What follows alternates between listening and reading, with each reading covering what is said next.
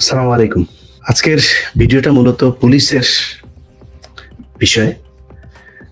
আমার পুরো সাংবাদিকতার ক্যারিয়ারে আমি জীবনে একবার মনে হয় এই পুলিশের পক্ষে নিউজ করেছি। সেটা হচ্ছে এই যে ঈদ গেল, এই ঈদের মধ্যে পুলিশের পক্ষে একটা নিউজ করেছিলাম। ব্যাপক তেল দিয়েই করেছিলাম। কারণ হচ্ছে পুলিশকে একটু একটু তেল দিয়ে তৈলাক্ত করে তারপরে ভালো একটা পজিশনে আনার জন্য।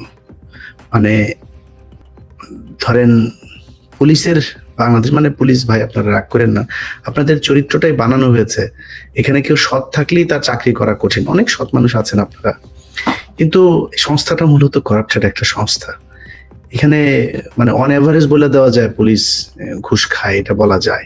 যদি আপনাদের আলোচনা একটু বেশি আসে, কেন আসে এটা বলতে পারেন যে খালি আমাদের নিয়ে আলোচনা হয়। কারণ হচ্ছে একটা মানুষের যদি সমস্যা হয়, কেউ যদি দুর্নীতি দমন কমিশনে কোন একটা ফাইলের জন্য যে তার শুধু ওইটার জন্যই কাজ, একটা ভূমি অফিসে গিয়েছে শুধু ভূমির জন্যই কাজ, কিন্তু পুলিশ এমন একটা জায়গায় সবকিছুর জন্য আপনাদের দ্বারস্থ আমাদেরকে হতে হয়। যে কারণে আপনাদের আলোচনাটাও বেশি আসবে, খুব স্বাভাবিক। এবং আপনাদেরকে স্পেসিফিক দায়িত্ব দেওয়া হয়েছে জননিরাপত্তা রক্ষার জন্য। সো আপনার উপরে দায়িত্বটা অনেক বেশি। এটা বলতে পারেন যে একজন পুলিশ যদি ভালো হয় এবং সে যদি একজন মানুষকে সেবা দেয়, আমার মনে হয় এর চাইতে বেহেস্ত পাওয়ার সহজ উপায় পৃথিবীর ভিতরে কোনো চাকরি আছে কিনা আমি জানি না। আমার মনে হয় পুলিশ এবং ডাক্তার এই দুইটাই সবচাইতে খুব ক্লোজলি মানুষকে সেবা দেওয়ার আসলেই দুইটা জায়গা। তো এই কারণে আপনাদের নিয়ে আলোচনা সমালোচনা বেশি হবে, খুব স্বাভাবিক। তো আমরা অনেক কিছু জানি 5 তারিখের পর থেকে কোন কোন ডিআইজি, খুলনার কোন বিশেষ ব্যক্তি, কারা কারা কোটি কোটি টাকা, শত শত কোটি টাকার মালিক হয়েছেন, আওয়ামী লীগের লোকজনকে টাকা পয়সা নিয়ে বিভিন্ন পদে বসাচ্ছেন, ট্রান্সফার করছেন, পদোন্নতি দিচ্ছেন, এসব আমরা জানি। আমার সাথে জেলখানায় যাদের কথা হইতো আওয়ামী লীগের সময়ে, তাদের মধ্যে একজন ডিআইজি জেল খেটেছেন। খুব ব্যস্ততার ভেতরে কাজ করতাম। বাংলাদেশের সাথে সময়ের একটা পার্থক্য আছে, যে কারণে অনেকের সাথে কথা বলা হতো না। কিন্তু নিজের পরিবারের কারো ফোনও যদি মিস করতাম, ওই ব্যক্তির ফোনটা মিস করতাম না, কারণ উনি জেলখানায় থেকে সময় পায় না। যখনই ফোন দিত ফোনটা ধরতাম, কথা হইতো দীর্ঘ সময়। কথার আগে পরে আল্লাহ মাশাল্লাহ আলহামদুলিল্লাহ, নামাজ রোজার বাইরে কোনো কথা নাই। তো আমার এদের প্রতি আবার একটা দুর্বলতা আছে, খুব ভালোবাসতাম, সম্মান করতাম। 5 তারিখের পরে শুনি শুধু মালের উপরে আছেন উনি। আরে শালা, তোর তো মানে তোর তো এখানে মেরে ফেলা দরকার ছিল। তুই এত বিপদ থেকে আল্লাহ বাঁচিয়েছে, এর পরেও মানে জেল থেকে বেরিয়েছিস, এটাই তো জীবনের সবচেয়ে বড় নিয়ামত হওয়া উচিত। টাকা পয়সা এমনি খাওয়া লাগবে?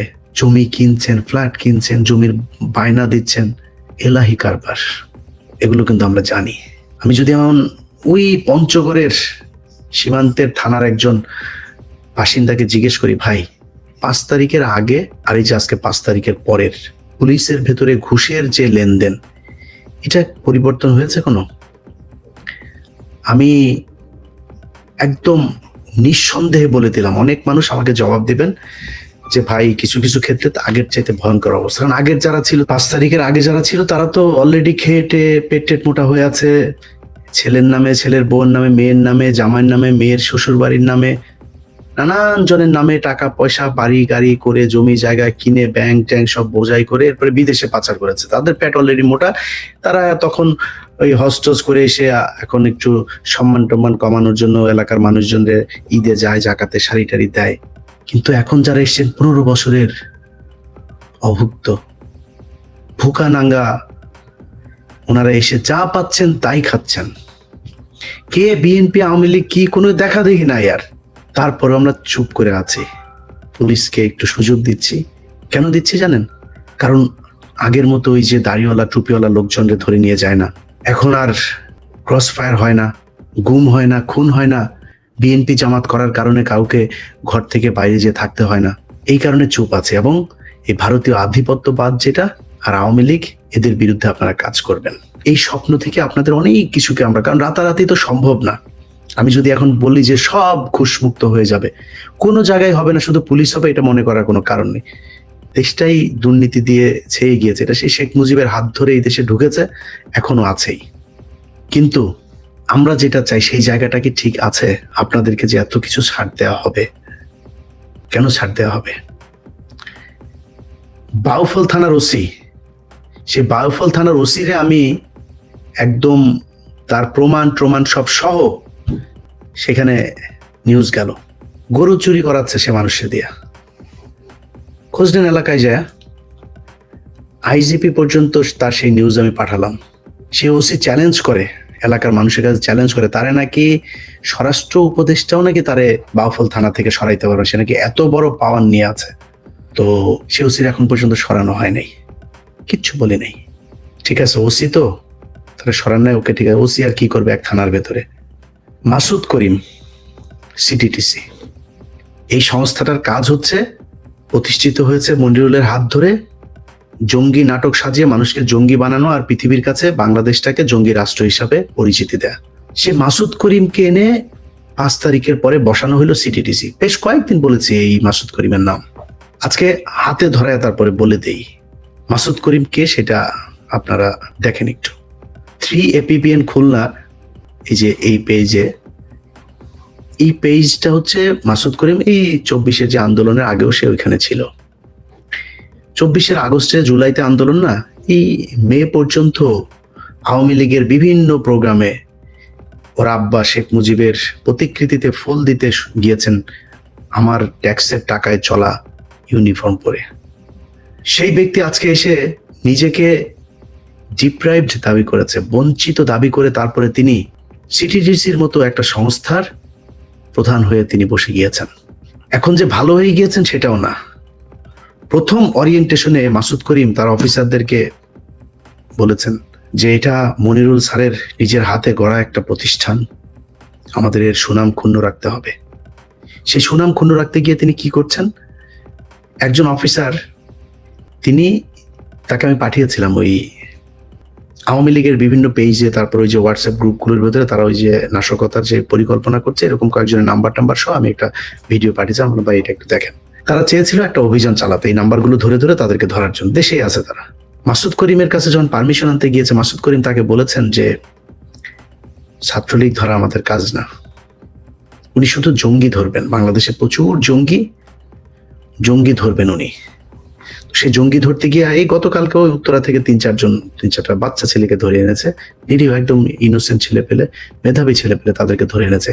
এই তালিকা তিনি কোথায় পেয়েছেন? আওয়ামী লীগের সময়ের যে তালিকা, সেই তালিকা দেখে তিনি এখন অভিযান পরিচালনা করছেন।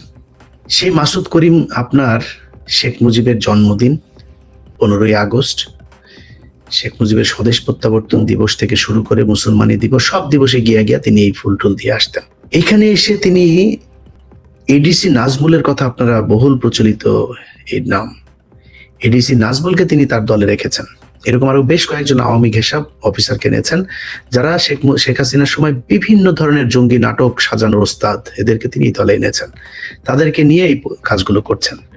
গত সপ্তাহের একটা ঘটনা, ওইখানে এডিসি ফরহাদ নামে একজন, এই ব্যক্তি আওয়ামী লীগের সময় চাকরি ছেড়ে দিয়ে আমেরিকা চলে এসেছিলেন 2021-22 বা কোনো একটা সময়ে। তাকে পলাতক দেখিয়ে আবার আওয়ামী লীগ, মানে তাদের সরকারি যে অন্য কোনো অভিযোগ নাই, যেহেতু সরকারি যে নিয়ম থাকে, তাকে পলাতক দেখিয়ে তার বিরুদ্ধে আবার মামলা বা বিভাগীয় কিছু একটা করা হয়েছিল। যাই হোক, সেটা আওয়ামী লীগের সময়। 5 তারিখের পরে তাকে আবার পুলিশ থেকে বলা হয়েছে যে তুমি আসো দেশে। সে খুব মেধাবী অফিসার, এখানেও আপনার একটা মোবাইল কোম্পানিতে আইটিতে জব করতো, তো মেধাবী যেহেতু, তাকে বলে তোমাকে আমাদের দরকার, তুমি এসো। তাকে নিয়েই মাসুদ করিমের এখানে নিয়ে দিয়ে আসা হয়েছে। মাসুদ করিম তাকে চায়নি। এখন এই লোকের এখানে গত সপ্তাহে হারুন ইজার গিয়েছিলেন মামলা সংক্রান্ত কথাবার্তা বলতেই। তারপরে সিটিটিসি এবং বাংলাদেশে ইয়েদেরকে নিয়ে যেই অবস্থা আমাদের বোঝানো হয়েছে এতদিন ধরে, যে বাংলাদেশ একটা বিশাল জঙ্গি রাষ্ট্র, এখানকার দাড়ি টুপিওয়ালাদের কাজই হলো খালি বোম বানানো আর মানুষের খালি মারা, এই ধরনের একটা চিত্র তৈরি করা হয়েছিল।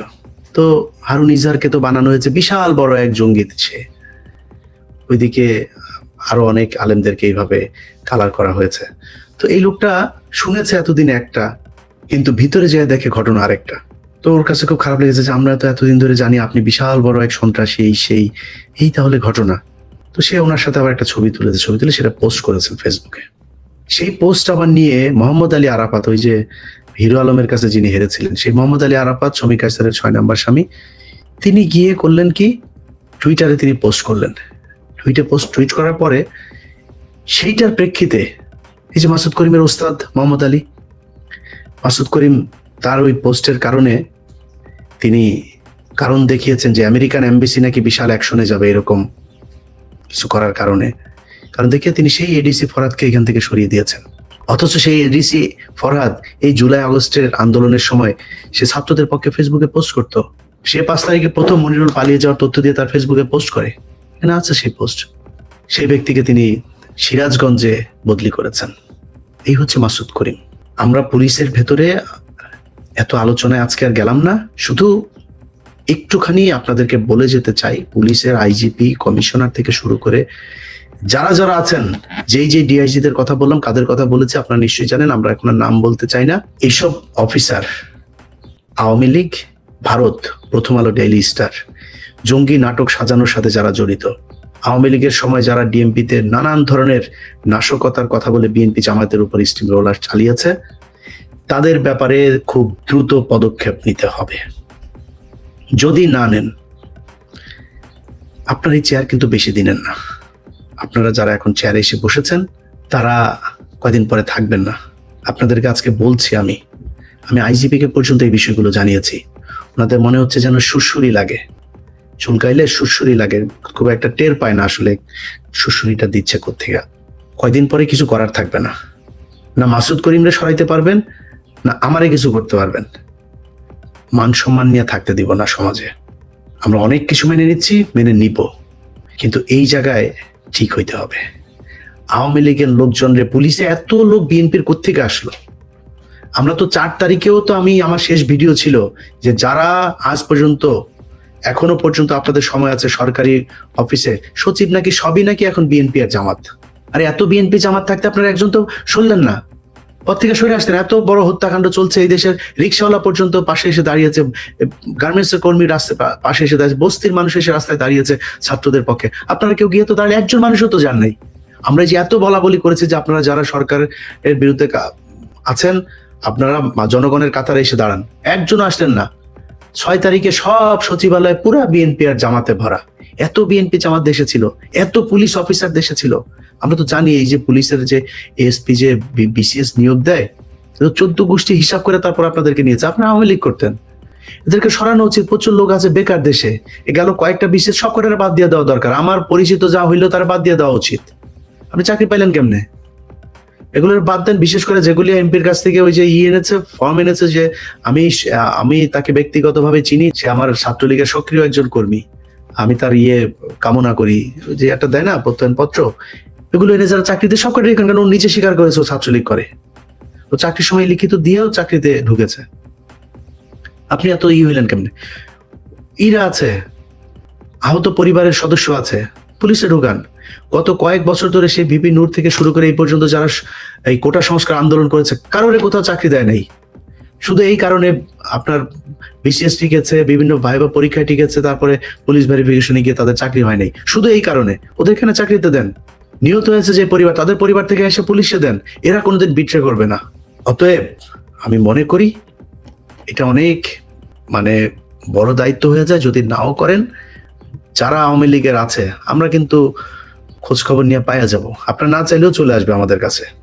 যদি এদেরকে খুব দ্রুত গতিতে অ্যাকশন এদের বিরুদ্ধে না নেওয়া হয়, আমি নাম ধরে ধরেই বললাম, আইজিপি থেকে শুরু করে যারা যারা আছেন এগুলোর সাথে, ছাত্রদের হত্যা মামলা, সেই মামলারে আপনারা এসে বলেন আপনাদের ঊর্ধ্বতন কর্তৃপক্ষের ছাড়া ধরা যাবে না।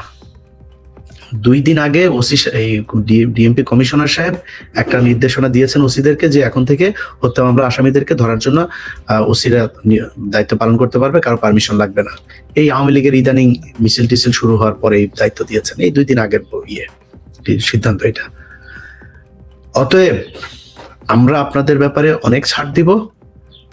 আমাদের এই যে দাবি 5 তারিখের আগে থেকে এখন পর্যন্ত ওই জায়গাতেই আছে। আমাদের কোনো দয়া করা লাগবে না, আনুকূল্যতা দেখাইতে হবে না। আপনার কাছে ভাই চাকরি চাইতেও যাই নাই, বললাম যে গ্রামের গরিব মানুষ আছে, ভাই একটা চাকরি নিয়ে দে, মনে করে আমি মনে হয় বিশাল প্রভাবশালী বললেই মনে হয় চাকরি হয়ে যাবে। আমি তো এই ধান্দাবাজি করি না, কিন্তু মানুষের উপকার করা দরকার। তারপর আপনাদের কাছে যাই না যে ভাই ওরা একটা চাকরি নিয়ে দেন, কিন্তু আপনারা ক্রিম খাবেন, টাকা পয়সা জমাবেন, আওয়ামী লীগের লোকজন নিয়ে ঘর সংসার করবেন, কিছু বলবেন, এটা মনে করার কোনো কারণ নেই। সো পুলিশে যখন ধরা শুরু করবো না, চোখে মুখে অন্ধকার দেখবেন, ভালোই ভালোই আওয়ামী লীগের হত্যা মামলার আসামি যেগুলো আছে এগুলো ধরেন। আইন মন্ত্রণালয় গতকালকে আইন পাশ করেছে, আইন মন্ত্রণালয়েও হত্যা মামলার আসামিরা তাদের তাদের এই মামলা থেকে তাদের নাম প্রত্যাহারের আবেদন করতে পারবে। আসিফ নজরুল গতকালকে নিয়ম করেছে। পুলিশকে বলবো, যদি নাকি আপনার এলাকার আওয়ামী লীগের এই লোকজনের না ধরেন,